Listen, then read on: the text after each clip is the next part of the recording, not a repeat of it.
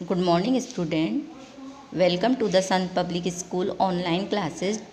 Class six का second chapter read किया था, वह चीनी भाई। इसका फर्स्ट पार्ट पढ़ा था। इस पार्ट में पढ़ा था उस चीनी फेरी वाले की वेशभूषा, आचार विचार और उसके आचार विचार, उसके कला कौशल के ढंग के बारे में पढ़ा था कि वह किस तरह अपने हाथ से बनाई हुई चीज़ों को लाकर महादेवी वर्मा जो थी लेखिका, उनसे लेने का आग्रह करता था।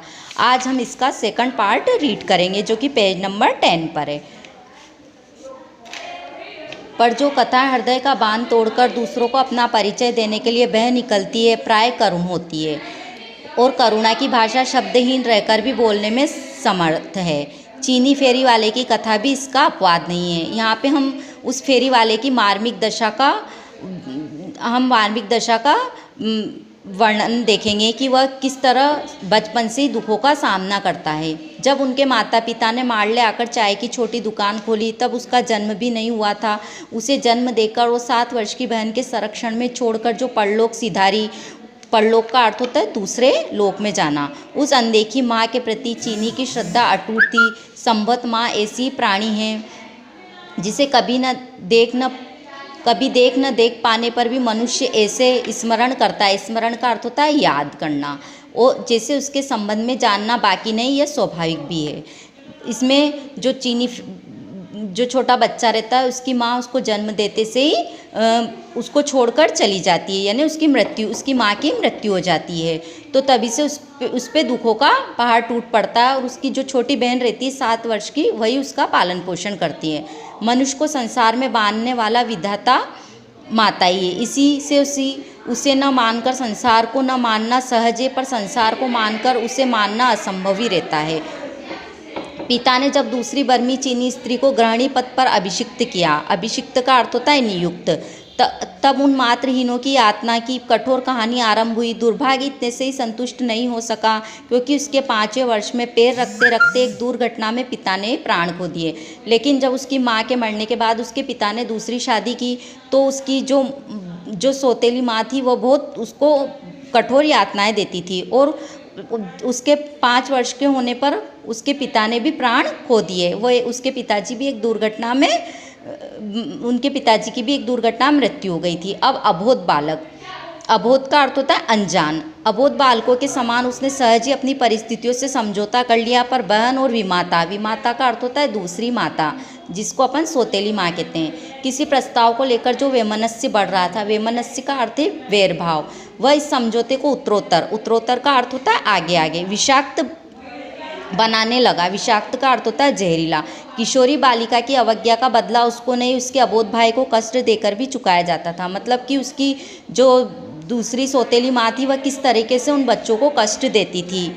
अनेक बार उसने ठिठुरती हुई बहन की कंपित उंगलियों में अपना हाथ रखकर उसके मलिन का अर्थ होता है गंदे वस्त्रों में अपने आंसुओं से धुला मुख किया, और उसकी छोटी सी गोद में सिमटकर भूख भुलाई थी। कितनी बार सवेरे आंख मूंदकर बंद द्वार के बाहर दीवार से टिकी हुई बहन को ओस से गीले बालों में अपनी ठिठुरती हुई उंगलियों को गर्म करने का व्यर्थ प्रयास करते हुए उसने पिता के पास जाने का रास्ता पूछा था।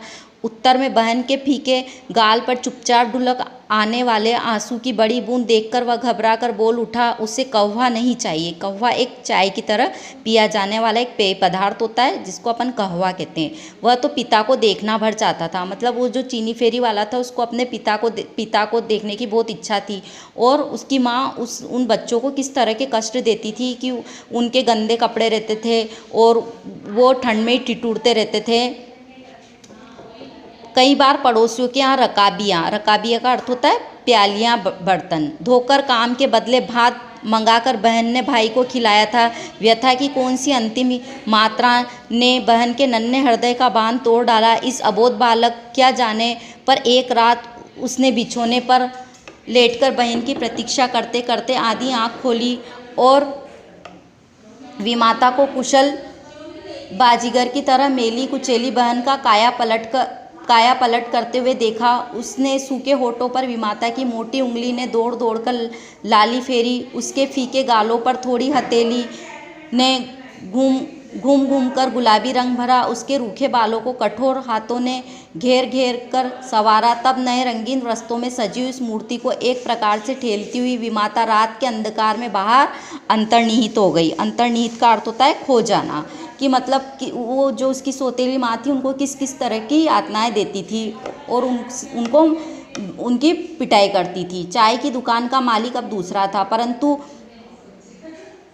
पुराने मालिक के पुत्र के साथ उसके व्यवहार में सहृदयता कम नहीं रही। इसी से बालक एक कोने में सिकुड़ कर खड़ा हो गया और आने वालों से हकला हकला कर पिता का पता पूछने लगा। कुछ ने उसे आश्चर्य से देखा, कुछ मुस्कुरा दिए गए, पर एक दो ने दुकानदार से कुछ ऐसी बात कही जिससे वह बालक को हाथ पकड़कर बाहर ही छोड़ आया। इस भूल की पुनरावृत्ति, पुनरावृत्ति का अर्थ होता है दोहराना, होने पर विमाता से दंड दिलाने की भी धमकी दे गया। विमाता का अर्थ होता है दूसरी माता। इस प्रकार उसकी खोज का अंत हो गया, कि मतलब वह सबसे अपने पिता के बारे में पूछता था तो कोई मुस्कुरा देता था, कोई कहता था कि तुम्हारी माँ से बोलेंगे तो तुम्हें दंड मिलेगा। एक दिन बहन लौटी ही नहीं। बहन उसकी एकमात्र आधार बहन पिता का पता न पा सका और अब बहन भी खो गई। जैसा था वैसा ही बहन को खोजने के लिए गली गली में मारा मारा फिरने लगा। रात में वह जिस रूप में परिवर्तित हो जाती उस दिन में पहचानना कठिन था। इससे वह जिसे अच्छे कपड़े पहने हुए जाती देखता, उसके पास पहुंचने के लिए सड़क के एक ओर से दूसरी ओर दौड़ पड़ता। कभी किसी से टकराकर गिरते गिरते बचता, कभी किसी से गाली खाता, कभी कोई दया से प्रश्न कर बैठता, क्या इतना जरा सा लड़का भी पागल हो गया है। अब उसकी बहन भी खो गई थी तो वह उसको ढूंढने के लिए हर गली में मारा फिरता और कभी तो वो किसी से अपनी बहन के बारे में पता पूछता तो कोई उससे गाली देता, कोई दया से प्रश्न कर बैठता कि ये इतना सा बच्चा क्या पागल हो गया है।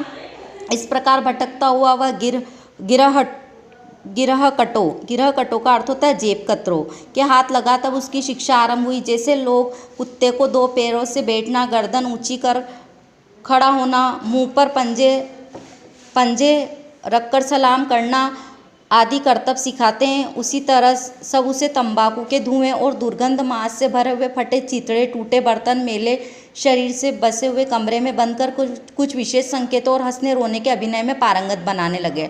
अब उसका सामना उनसे हुआ जो जेब कतरे थे, जो गलत लोग थे, तो वह उसे गलत कमरे में बंद करके गलत तरीके से शिक्षाएं देते थे कि तुम्हें इस तरीके से अभिनय करना है।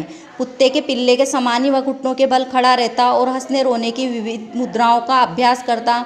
हंसी का स्रोत का अर्थ होता है झरना। इस प्रकार सूख चुका था कि अभिनय का अर्थ होता है नाटक में वह बार बार भूल करता और मार खाता, पर क्रंदन उसके भीतर इतना अधिक उमड़ रहता कि जरा मुंह के बनाते ही दोनों आंखों से दो गोल गोल बूंदे नाक के दोनों ओर से निकल आती और पतली समांतर रेखा बनाती और मुंह के दोनों सिरों को छूती हुई ठुड्डी के नीचे तक चली जाती। उसे अपनी दुर्लभ शिक्षा का फल समझकर रोज से काले उदर का अर्थ होता है पेट पर पीला सा रंग बांधने वाला उसका शिक्षक प्रसन्नता से उठकर उसे लात जमाकर पुरस्कार देता, कि मतलब उसने किस तरह से दुखों का सामना किया कि उसको इस तरीक़ा से अभिनय सिखाते और जरा सी गलती हो जाने पर उसको मारा जाता था। वह दल बर्मी, चीनी, श्यामी आदि का सम्मिश्रण था। इसी से चोरों की बारात में अपनी अपनी होशियारी के सिद्धांत का पालन बड़ी सतर्कता से हुआ करता था। जो उस पर कृपा रखते थे उनके विरोधियों का स्नेह पात्र होकर पीटना भी उसका परम कर्तव्य हो जाता था। किसी की कोई वस्तु खोते ही उस पर संदेह की ऐसी दृष्टि आरंभ होती कि बिना चुराए वह चोर के समान कांपने लगता। तब उस चोर के घर छिछोरे की जो मरम्मत होती उसका स्मरण करके चीनी की आंखें आज भी व्यथा यानी दुख और अपमान से भक जलने लगती थी, कि मतलब किस तरह उसने दुख झेले। इसमें उसकी जो चीनी फेरी वाला उसकी मार्मिक घटना का वर्णन है। अब इसका जो थर्ड पार्ट है वो नेक्स्ट वीडियो में रीड करेंगे। थैंक्स।